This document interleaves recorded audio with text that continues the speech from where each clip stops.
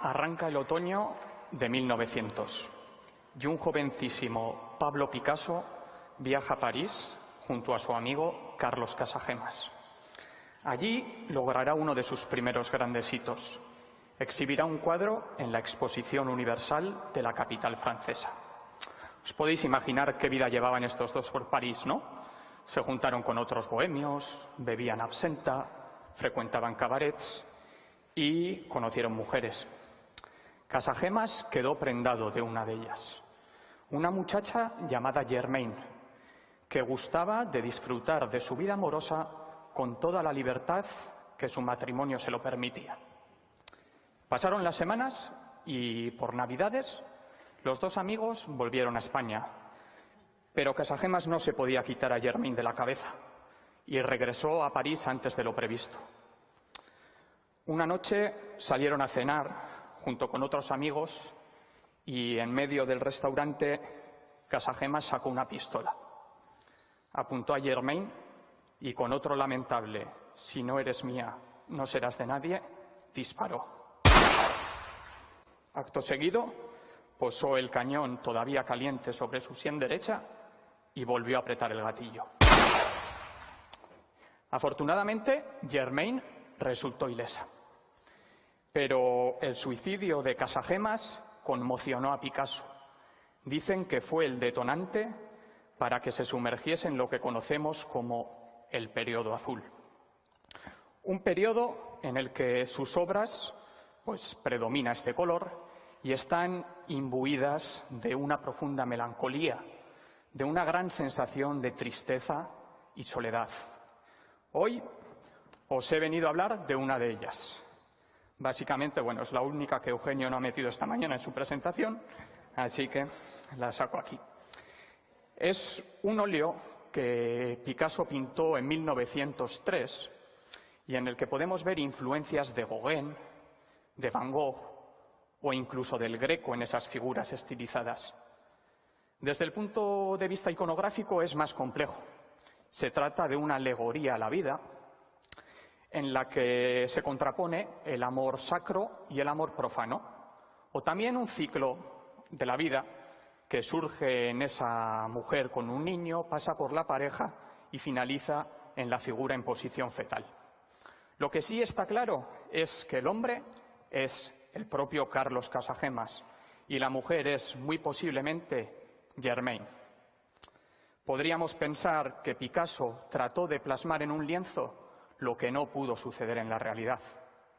Y poco más podemos decir, o poco más podríamos decir, si no llega a ser porque a esta obra se le hizo una radiografía en los años 70. Porque sí, a las obras de arte también se les hace radiografías, y se parecen bastante a las que nos hacen en el hospital. Para hacer una radiografía necesitamos una fuente de rayos X y un material sensible a esa radiación que se pone en una placa y en medio se pone el objeto. Los rayos X llegarán a esa placa que tradicionalmente contenía una sal de plata y que tras un periodo de revelado se oscurecía.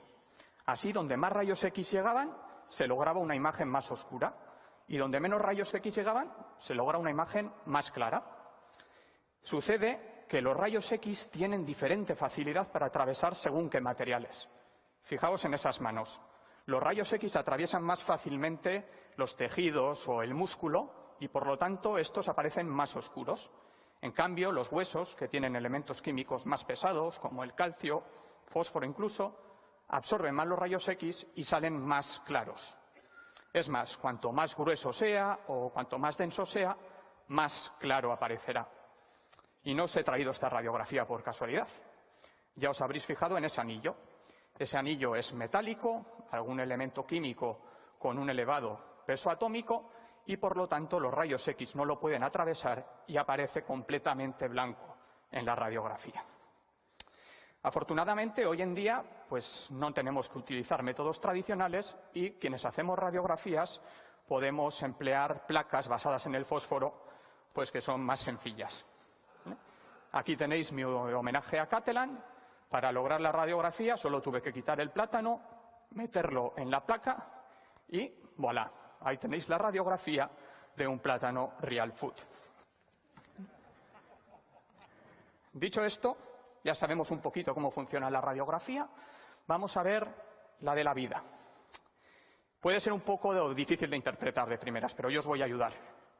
Al principio nos puede parecer una especie de película de Canal Plus codificada, ¿no? Estas referencias igual para la gente joven se las tenéis que explicar luego, pero vamos allá. Fijaros en la cabeza, por favor. La cabeza es muy diferente. Lo que logramos con la radiografía es ver lo que hay detrás de la capa de pintura que vemos a simple vista. Podemos ver lo que se esconde detrás. Y si os fijáis, la cabeza es muy diferente.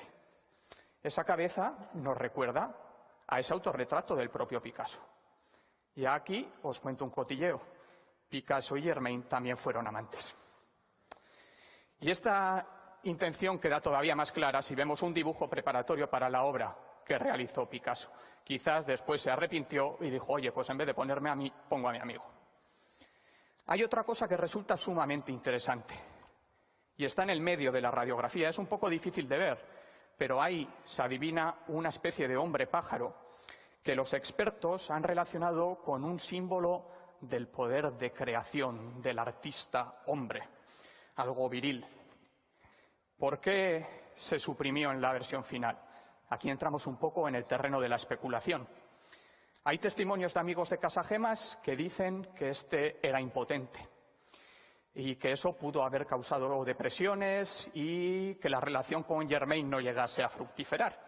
Si eso fuese cierto, poner este símbolo aquí no tendría sentido. Pero todavía nos queda lo mejor. Y aquí ya os toca un poco a vosotros y a vosotras. Seguro que hay algo que os llama la atención, algo parecido al anillo que os he enseñado en la primera radiografía. Ahí veis una mancha blanca. Esa mancha blanca está ahí porque Picasso utilizó alguna pintura con un pigmento pesado, posiblemente rojo de plomo o blanco de plomo. Para que os hagáis una idea, 250 mililitros de un óleo con blanco de plomo pesan 1 kilo. Eso los rayos X no lo atraviesan y queda esa mancha ahí. Pero esa mancha no tiene que ver nada con la Vie. Picasso la había pintado años antes. Porque, señoras y señores, la Vie no es el primer cuadro que Picasso pintó sobre ese lienzo. Había pintado otro, y eso es una huella. Lo que pasa es que el primer lienzo lo pintó en apaisado. Así que si queréis ver lo que es esa mancha, que es una especie de lámpara sobre una mesilla, tendréis que girar la cabeza a 90 grados para poder verlo. ¿Sí? ¿La veis? Requiere un poco de imaginación. Vale, bueno, ya lo giro yo también, ¿vale? No podía perder esta oportunidad. Vemos ahí la lámpara con la mesilla. Lo más maravilloso de todo es que sabemos qué cuadro se esconde tras la Vie. Y ese cuadro se llama Últimos momentos. O por lo menos el dibujo preparatorio que hizo Picasso para esa obra encaja a la perfección. Ese crucifijo también se ha encontrado tras la Vie, utilizando otras técnicas analíticas. En este caso, esta obra estaría motivada por otra muerte, en este caso la de la hermana de Picasso, Conchita, que murió cuando ambos eran niños.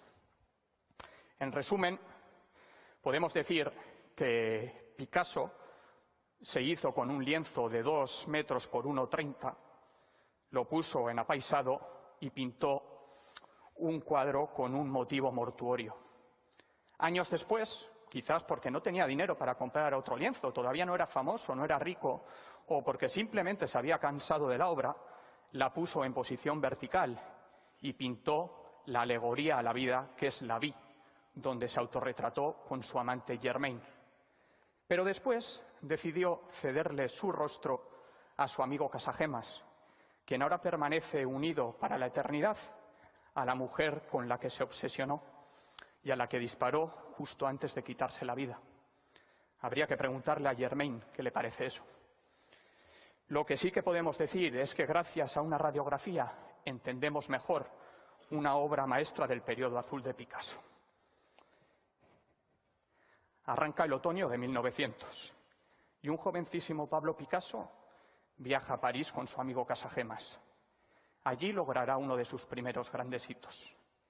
Exhibirá un cuadro en la Exposición Universal de la capital francesa. Ese cuadro era Últimos momentos. Eskerrik asko.